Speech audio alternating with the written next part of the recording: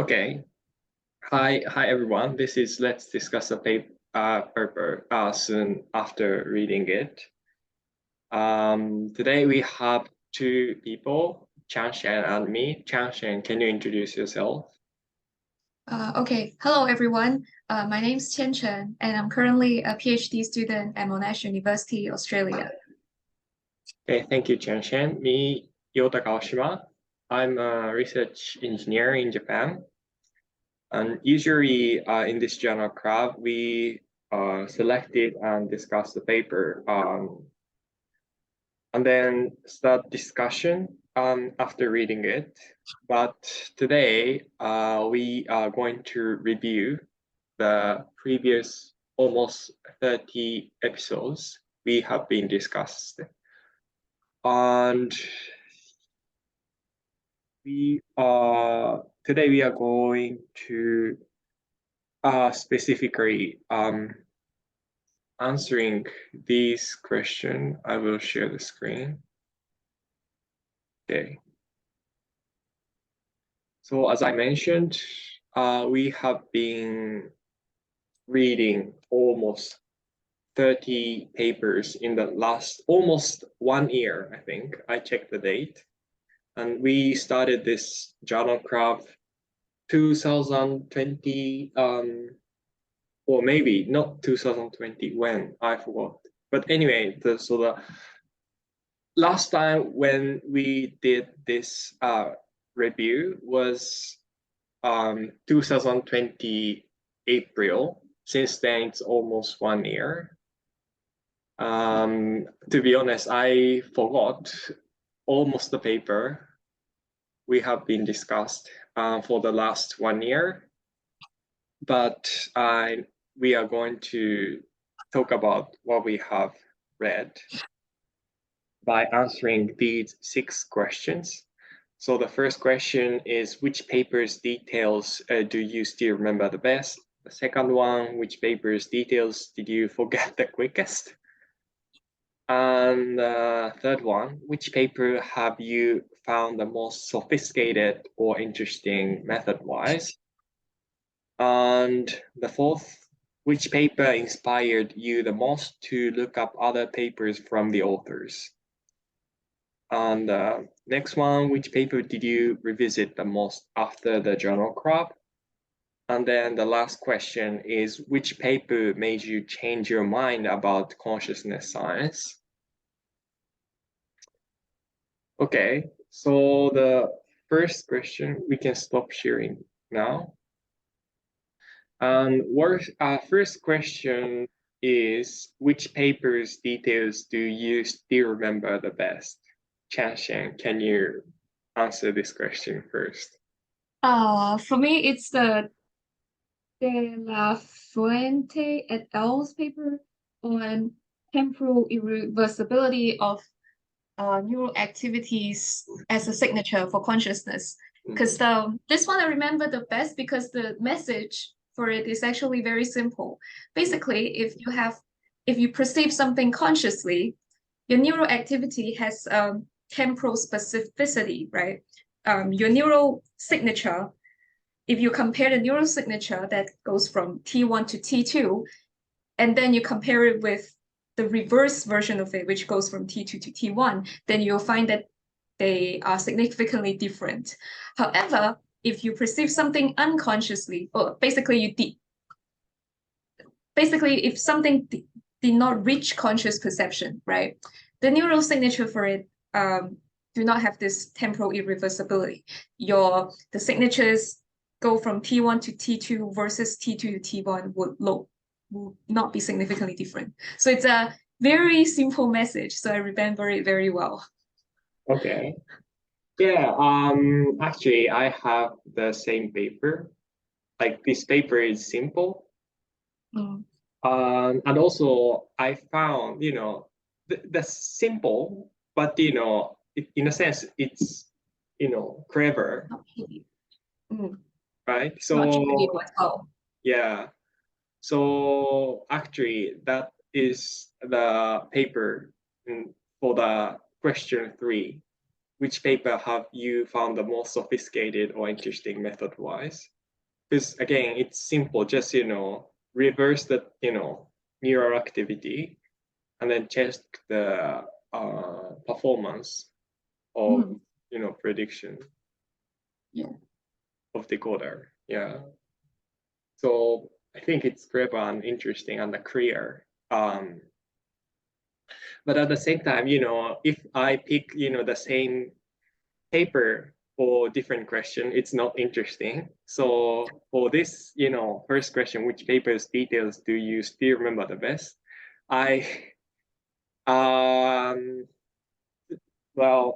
So I'll say the Hak-Wan Lau and others, the mnemonic basis of subjective experience, Nature Review Psychology 2022.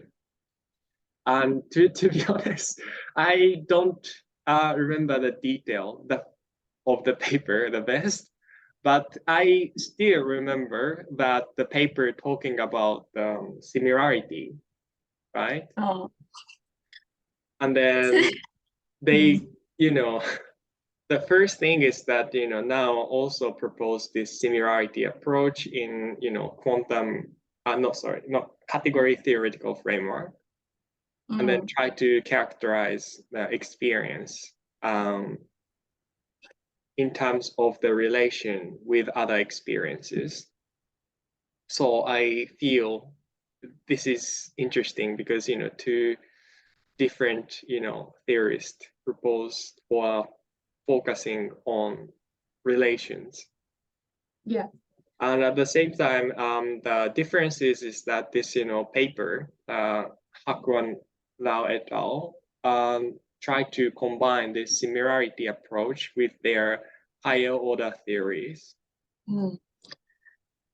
And that's the part I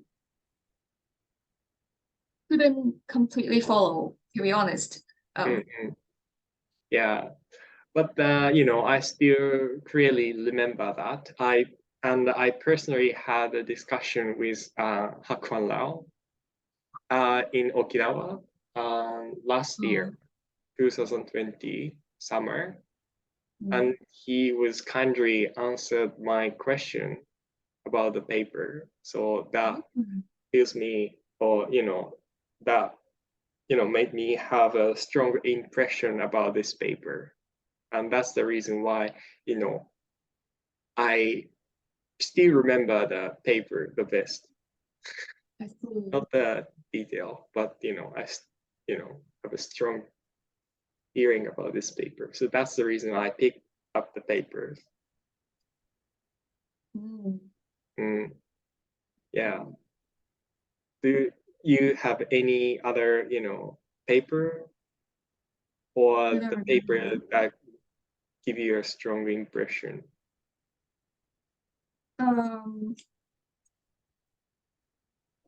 I'll pick another. Well, I think Nastasia's review paper on having a naturalistic experiment paradigm also leaves a very deep impression. But I'm going to use this paper is my answer to many of the other questions, so I will not go into detail here. Okay, cool. Then let's go to the next question. Next question, which paper's details did you forget the quickest? This question is Krasik et al.'s pre-stimulus alpha brain activity interacts with recurrent processing to facilitate conscious perception. So I picked this paper because there are many other papers we read, and if you ask me immediately about the details upon reading the title, many of them I couldn't do it. I couldn't tell you the details. Yeah. However, this is the only paper that I still don't remember after reading the abstract. Okay. I find it really hard to remember because the abstract itself talk about multiple very complex interaction effects. So I couldn't readily understand at the, when I read the abstract immediately, and I couldn't recall my review, our journal club on it as well. Mm. And can I nominate another paper? Yeah. It's the psychedelic review paper by Stoliker et al. On psychedelic ego dissolution, the neuromechanism and psychology of psychedelic ego dissolution. At the time when we read it, it was still what's the word for it? Preprint, and it was 70 pages long. So it was very hard to finish reading within 2 hours without leaving many important details. So I guess that's one of the reason why I couldn't remember very well, because I couldn't understand it within 2 hours. And also psychedelic research is not my field, and that also put a damper on my memory. Yeah, again, the second paper, we read that paper almost 1 year ago. So yeah, reasonable that we forget that paper. But I remember that the first author gave you a presentation, Monash, after reading the paper, I think. I probably didn't go. Maybe, yeah.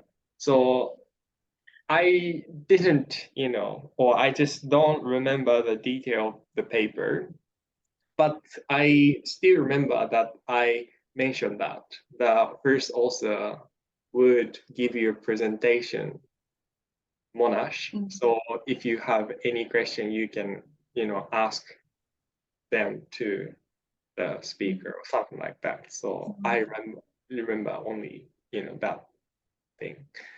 But anyway, so my paper for this question is this Krasic et al. 2020 per-stimulus oscillation brain activity interacts with evolved recurrent processing to facilitate conscious visual perception. Scientific reports.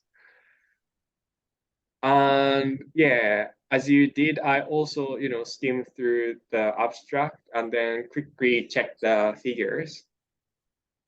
And I kind of remember what they did, and the message was, I think, clear. And interestingly, the view count of this paper, not view count of this paper, we uploaded the discussion to YouTube, and then we checked the view count of, I checked the view count of this video and found that, I don't know why, but more than 100 people watched this discussion, and the average is like 70. 60. Yeah, 70, 60, around that. And yeah, that's, another reason why I, raised this paper. I still don't, I don't remember the detail, but at the same time, for some reasons, that attracts more reviewers, not more viewers. So that is kind of interesting for me. It could be that it's the first video of the year, I think. First, let's discuss a paper video of the year. Yeah. It's so January. That could be. Yeah.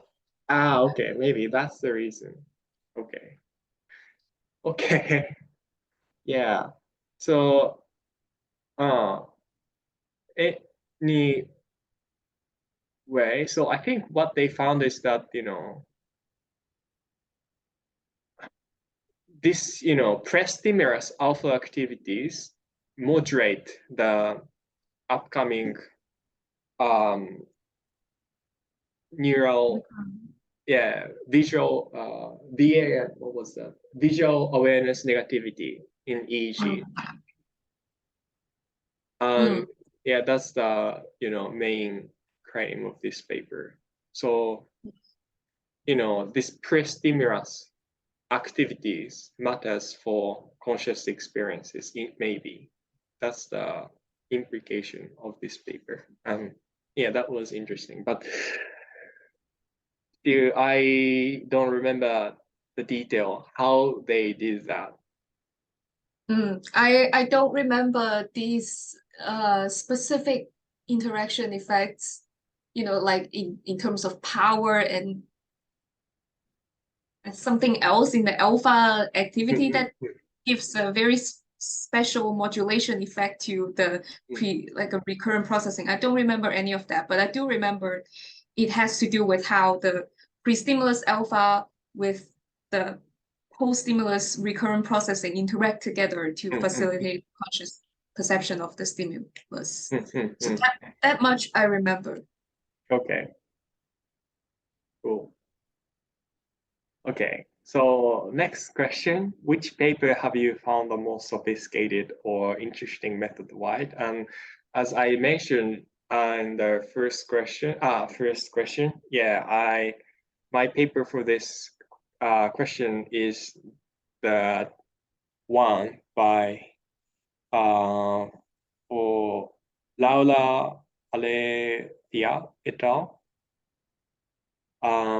Cerebral cortex and temporal irreversibility of neurodynamics as a signature of consciousness. And as Chanshen already explained what was it, I will not cover this.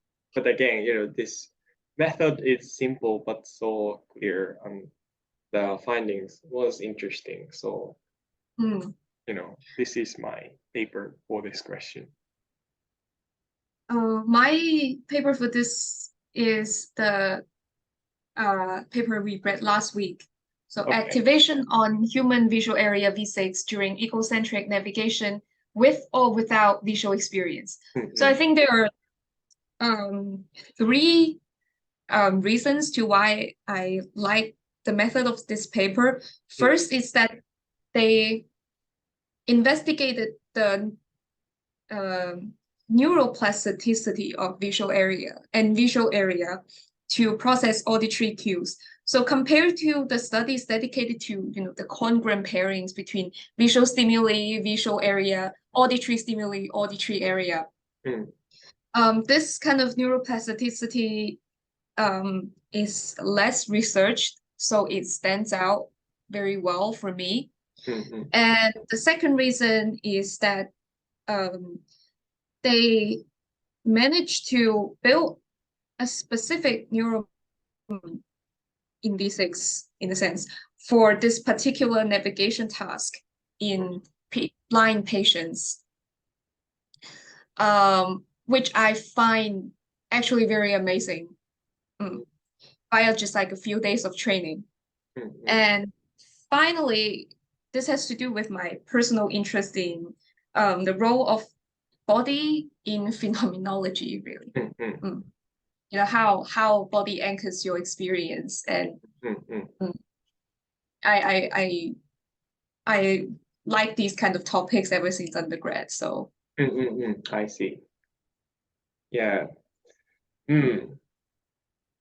So yeah, of course we read this paper last week, so I remember the detail. Their claim suggestion. Yeah, I agree. This paper was really interesting, and also I feel it's not that easy to do this experiment because you need to participate in a specific patient for some blind participants, right? And also at the same time, they need to have some specific skill for this device. Again, I forgot the name. iCane, yeah, which helps blind people to navigate through the sounds. Yeah, that's combinations. Actually, I wanted to mention that this iCane thing it basically tells you how far away you're from some kind of wall. You are from a wall by giving off a sound at different frequencies. So I imagine this some kind of beep sound. So if you're closer, the beep sound will be more frequent, and if you're further, then it will be less frequent. You know how like cars roughly 10 years ago, the part when you do like parking and they do the exact same thing. But The beep, beep, beep, beep, beep, beep. yeah. Right? Yeah. But yeah, so I see. Yeah, I remember that. Yeah. So,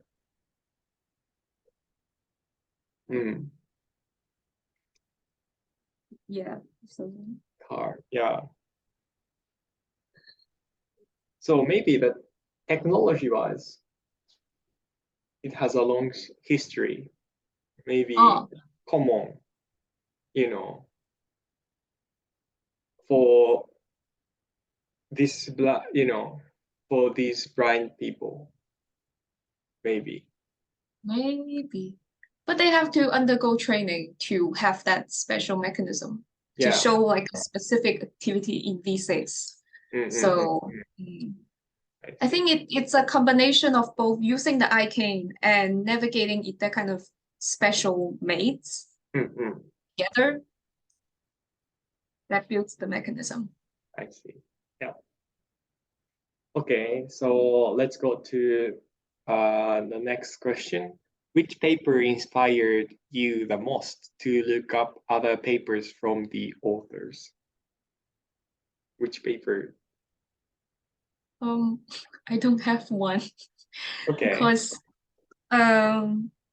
these papers aren't directly irrelevant to what I do. And most of the time when I do attend these journal club sessions, I'm not doing any writing. So I have a bad habit of not routinely looking up papers and read them if I'm not writing. So okay, cool. So I have one papers, which is I think the one we read 2-3 weeks ago, Westling et al.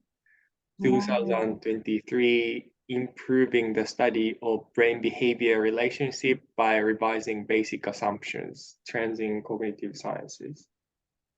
And this paper kind of related to my, current EEG project, where we are testing some implicit assumptions in consciousness. right. So that's one thing. And also another reason is that, as mentioned in these papers, we usually investigate some psychological concept in independent, manner, meaning that, we want to investigate, let's say, attention, and we ignore others, not ignore, but, other, what I mean by that is just, only focusing on brain and do not, take into account the body, for example, like a posture maybe. But this paper says that, they are kind of, highly, complicated, but, some interaction should be there. But that is, really difficult to investigate without, distinguishing this concept, and this concept, and this concept. So I was wondering, how can we, investigate things within their framework? So that's the reason why I, start to look up, other paper from the authors. And this Ballet, Lisa Feldman, Lisa Feldman Barrett. She is emotion researcher, and I actually listed one paper from her today. Is emotional natural kinds, and I think again in emotions we have 5 like concepts like a sad anger or these 5 6 I forgot the number, but I am not familiar with this at all. yeah. But anyway, so some philosopher or psychologist came up with basic um element of emotions, but that's not empirically supported in a sense. So some people start to use some machine learning technique showing that emotion is much higher or has much higher dimensions, and that's one possible way to investigate the complicated interactions. So not starting from like our psychological concept, instead we just do some machine learning or decoding, whatever, to construct concept from these unbiased method. In addition to that, I think to understand whether emotions are natural constructs within us, developmental studies would be very helpful too. Mm-hmm. Whether children experience these many dimensions of emotions. Because I know that children start from crying or either crying or laughing, right? And then their crying can actually later be expanded to different dimensions of emotional experience. It could be frustration, it could be anger, it could be hunger, which is not emotional itself, or fear. And in a sense, they've learned to label different emotions and learn to have specific ways to express them rather than just using one uniform expression, right? So I feel like maybe developmental studies are also helpful. And on the other hand, you have machine learning techniques to examine adults' emotion to see, how emotions evolve from just almost binary to many dimensions. And also whether this dimensionality is innate in a human being, but it's just that they don't know how to express it until they learn it, or they don't even experience that at the beginning. So they only have binary expressions. So those are the kind of questions we can ask. Yeah. So the point of this, I think, paper is that the brain is just complex, and there are many contextual factor we tend to ignore, but these are very important. That's kind of message from this paper. One of the message from this paper, and this paper also mentioned other implicit assumptions in brain body behavior relationships. But yeah, anyway, so that was my paper for these questions. And next is the last question. Which paper did you revisit the most after the journal club? This is kind of related to the previous questions. And so sorry. This is not the last question. Sorry. It's not the last. No, not last. Second last. No, second last. And yeah, which paper? Now I can bring up that paper. It's Nastase et al. paper on neural image, keeping it real, rethinking the primacy of experimental control in cognitive neuroscience. So Okay. the reason why I revisit this paper the most is very practical, right? Because my own research also strives to examine the nature of visual experience in a naturalistic manner. So a very practical reason why I look up this paper a lot is that I want to cite this paper in my writing and also want to fully understand their argument here. And that will assist use as like supporting evidence for why I do certain things in my own research. And it also helps me to reflect on my own research in terms of whether my own paradigm is naturalistic enough. So, for example, they raise the issue of stimulus choice needs to be naturalistic. And I would take one step further in thinking whether stimulus presentation is also naturalistic compared to our everyday experience. You know, just sitting in front of computer monitor, looking at, you know, largely gray background, just like flashing natural image. Is this naturalistic enough? And also, as I mentioned in the video as well, whether we are probing participant to report about their experience in a naturalistic way. So I think these are, you know, the things that this paper makes me reflect on and think about. I see. Okay. So this NASA paper was really interesting. And this is my, you know, paper for the last question, actually. Yeah, the reason is that you mentioned the, you know, the comparison between highly controlled experiment versus naturalistic experiment. But I think another message from this paper was that, you know, again, the brain is really complex system.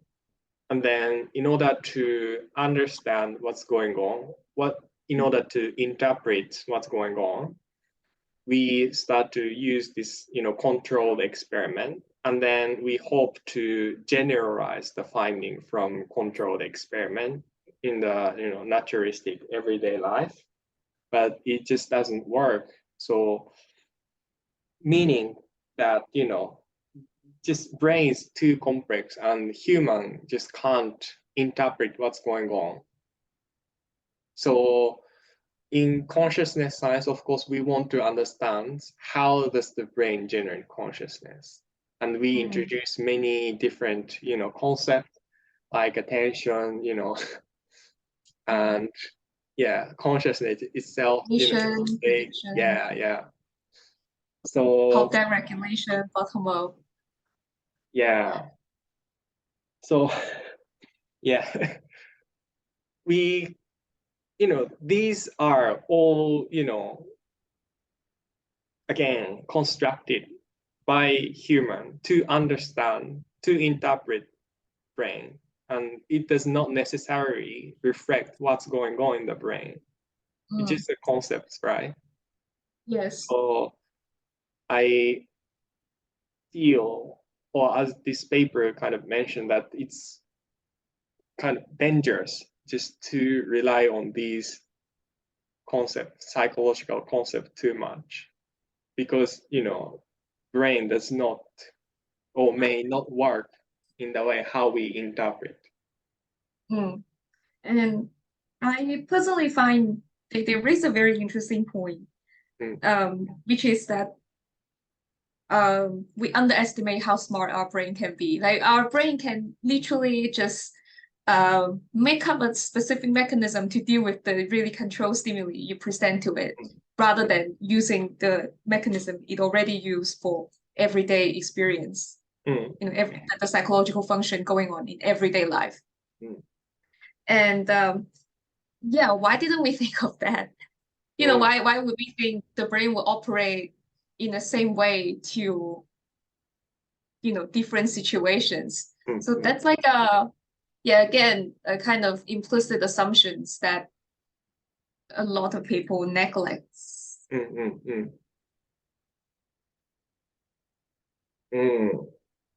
Yeah, so to me, this paper and the one I mentioned for the previous question, about the implicit assumption about the brain behavior relationship, these two papers, changed my mind quite a lot. So my, starting point is, of course, I want to understand how does the brain generate consciousness mechanism, right? But in the end, it's just not impossible, but we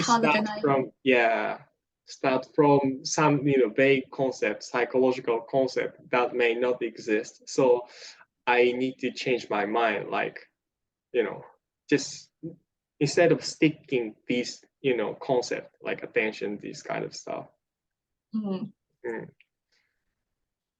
Yeah. And also we can tell like there's signs for this by observing how every term we created ended up being very hard to define.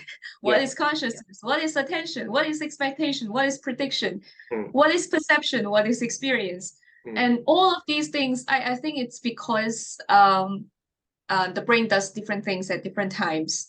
And we find it really hard to almost group them. We are constantly making an effort to group them together and categorize them, but it's not like that, maybe. It's a little bit like in clinical psychology, where initially people try to categorize, every different psychological illnesses, psychological diseases, like depression is depression, anxiety is anxiety, and most importantly, or like autism, ADHD, all different. But now they are adopting a more integrative and dimensional kind of diagnosis criteria, especially for ADHD and autism. They find that there are underlying overlapping dimensions that you don't really need to separate the two. Yeah, that's a good point. Yeah. Anyway, so that's the paper, and I don't think I answered the fifth question. Which paper did I revisit the most after the journal club? My paper for this question is this Seth Anilses Tim Bain, Theories of Consciousness, Nature Review Neuroscience 2022. And the reason is, I think, simple and obvious. This paper is a great review of theories of consciousness. So my initial interest was IIT, Integrated Information Theory of Consciousness. But at the same time, of course, I need to think about other theories as well. And then that is a good, reference to check other theories. And then also they mentioned the differences or different predictions from different theories, and then how we can develop or improve theories of consciousness through the comparison. So this paper was, great review. It gives a very up-to-date and simplistic summary to every theory, which is what I really like. Because it's not until I read this paper that I realized my understanding to global neuronal workspace theory is, kind of outdated. And also it is like a brush up on my understanding of IIT as well. Yeah, so I really like it. It's a good one. Yeah. Okay, so let's go to the last question. Yeah. And I already answered this question, but which paper made you change your mind about consciousness science? Which paper? So I didn't choose Nastasia's paper because I already mentioned it. So I'll choose a different one. So this The one I chose for this is by Victor Lame. Okay. Yeah. Where is it? Okay, here. Behavioral and neural evidence for conscious sensations in animals, an inescapable avenue towards biopsychism. I think it's published on Journal of Consciousness Studies.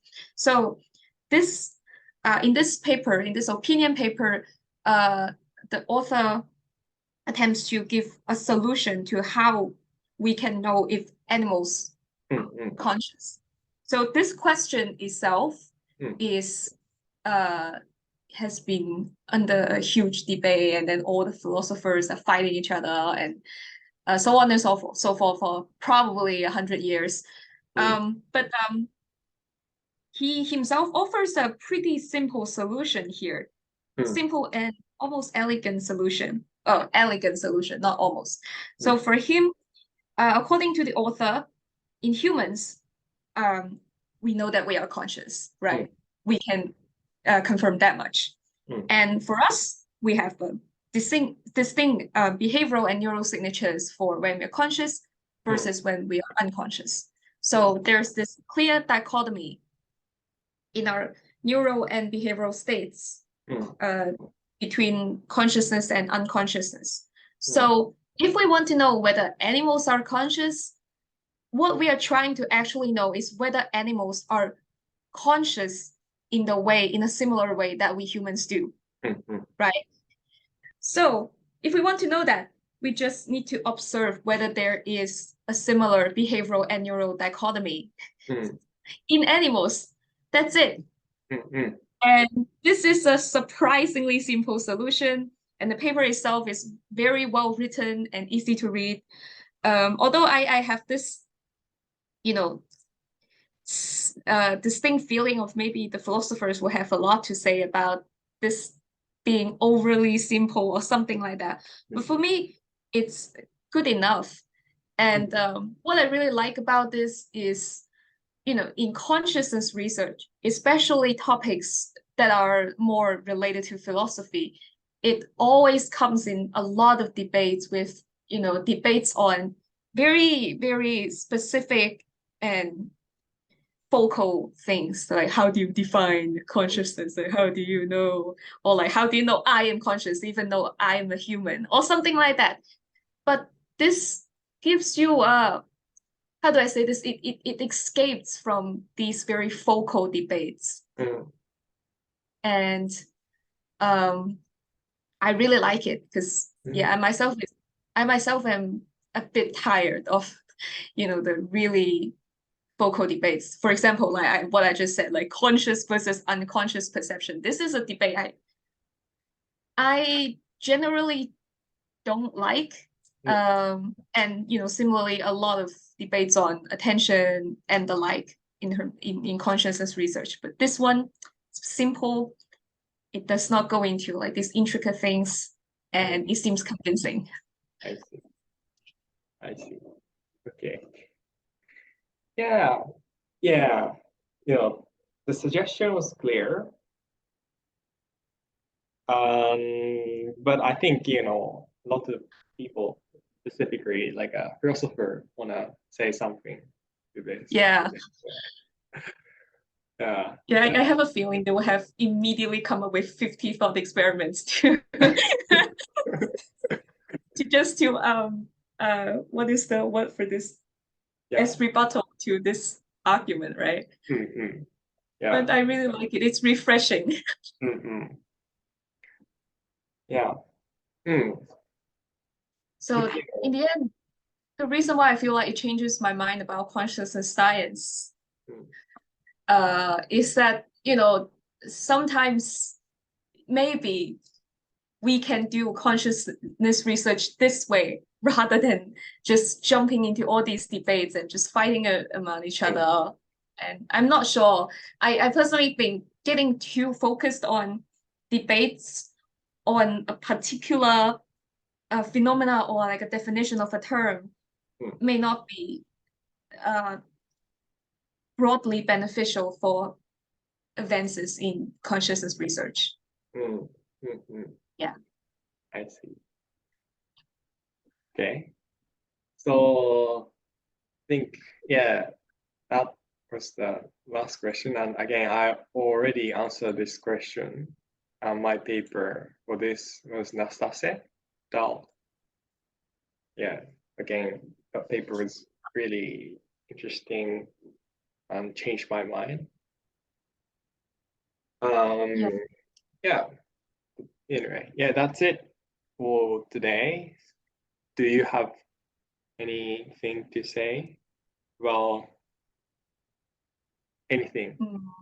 Anything. Anything. I would say in general, it could be just our choice of paper being like a confirmation bias or something.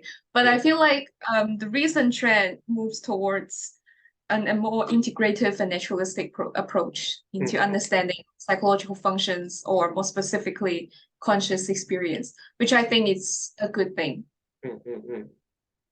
And you are using, naturalistic scene image for your paper, right? Yeah, and that too, like that makes me, feel like what I'm doing is meaningful. Yeah. So, but as you mentioned, like just using naturalistic image is not, sufficient. It's better than just, some weird artificial stimuli. But at the same time, sitting, you know, in front of PC monitor and then, Get like the image of this yeah, size. with gray background, you know, yeah, Answering questions that we wouldn't even think of in everyday life. yeah. But I at the same time feel it's very difficult then how we can do the experiment, for example. How we can implement the natural daily life environment to investigate something. And when we do some data analysis, for example, in brain activity data, when we want to interpret the data, we need some psychological concept, or a psychological concept help us to interpret the data. So, okay, this component activity is related to attention, this is perception, this is blah, blah, blah, blah, blah, blah. Yeah. So without having alternative, approach, this, traditional approach will be just there. What I want to say here is that, okay, what can be alternative? That's I think on the one hand, it helps us to make an attempt to make it more naturalistic. Like at least don't choose numbers as like stimuli or something like that, right? So, and on the other, it keeps us it makes us how do I say this, aware of the explanatory boundary of our own research. Because you will notice that the research from like 15 years ago or 10 years ago, they make claims that are relatively big. It's a little bit towards like the when philosophers are proposing their ideas to explain consciousness or something like that, they use artificial stimuli presented on computer screen, but they will tell you this magic number 7 is your visual working memory capacity. That's it. Like something like that. Or they would give you a little bit of wiggle room, like, if you add more features to the stimuli, then your capacity will increase to certain number or reduce to certain number. But you know what I'm talking about here. It's still a very, they still try to, they overestimate the generalizability of their research. So the movement from this to a more naturalistic stimuli is to really be aware of the limitation of your study. Yeah.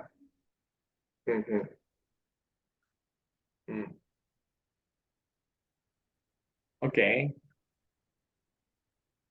Anything to add? Nothing? Okay, so let's finish our discussion today. See you next week. Bye bye. Bye bye.